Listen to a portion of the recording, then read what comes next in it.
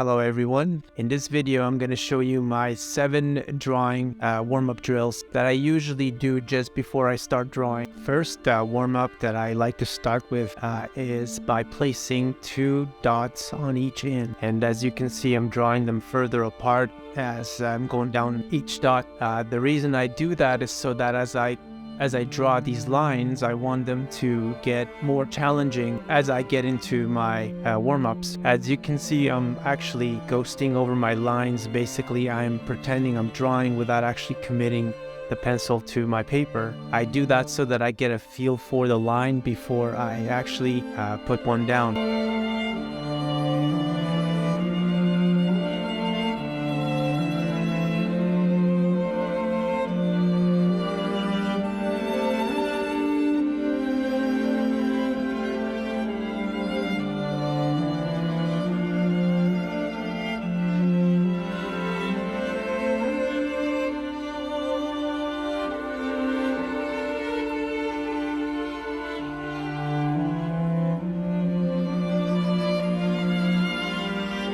And now I'm doing the same thing except using 3 lines and drawing curves. So instead of just drawing the curves in one shot, it would be a lot easier if you draw 2 points first, control them in 2 points, and then finish off from first to second and then second to third point. The reason I do these warm-ups is because basically when you're drawing something that's man-made, for example, a vehicle or a product or some type of architecture, they will have angles on them. And it's a good idea to be able to draw them freehand before dealing with rulers. And now I'm going back to doing straight lines, except this time I'm imagining I have a wall that's on the left and on the right side, and not using dots at this point. Basically just drawing straight line, trying to respect the distance from top to bottom. Like each line I go down, I try to not touch the line above it. And if I leave a little bit of space, I try to keep that distance apart so that basically I work on building control.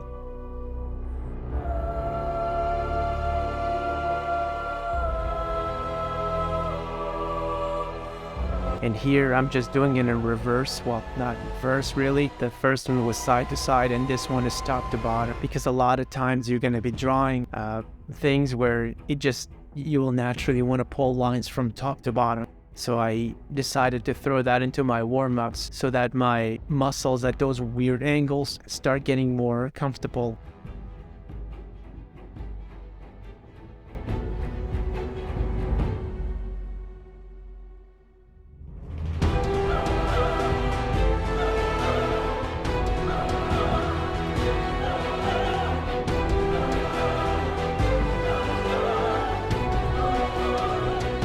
This one I call the Ferris Wheel because it pretty much looks like a Ferris wheel. And I start by placing a dot in the center, and I just radiate lines without moving my paper. That way I get comfortable drawing lines from basically all angles. Now, most artists, I would say, wouldn't want to go this far. They just want to be able to draw and at one angle and move their paper. That's just my personal preference. I don't want to be restricted by any angle or any situation.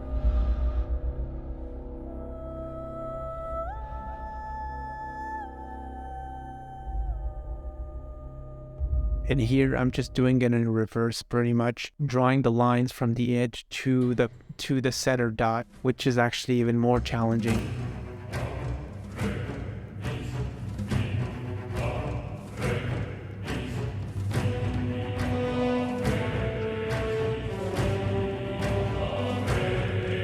And now basically what I showed you in the first example, which was connecting 2 dots using a straight line, I'm using that same exact approach to draw a box in 3D.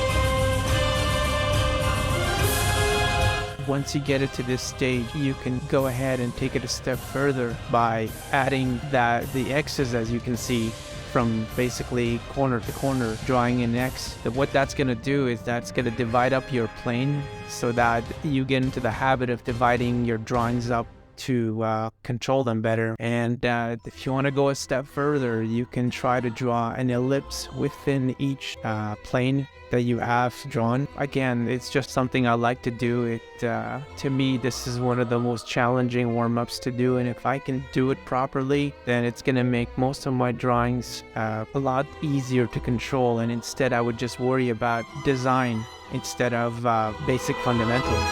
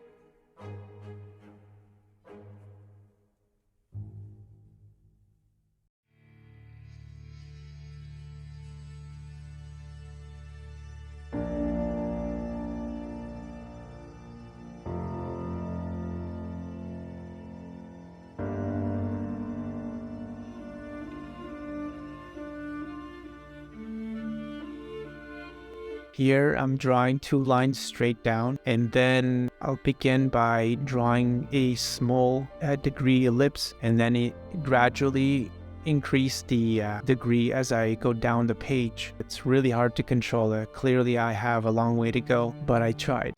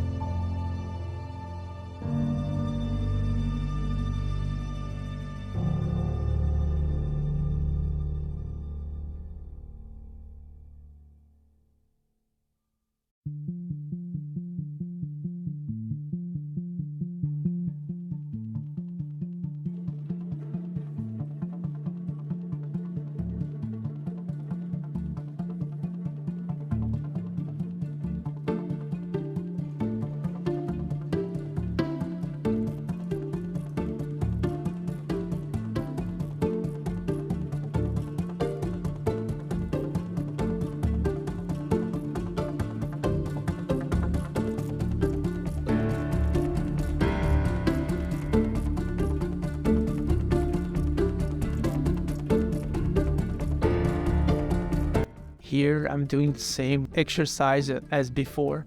The only difference is I'm not adding any walls, and I'm just imagining there's a wall on the left and on the right. That's not working out too well, but anyway, that's the exercise and you get the point.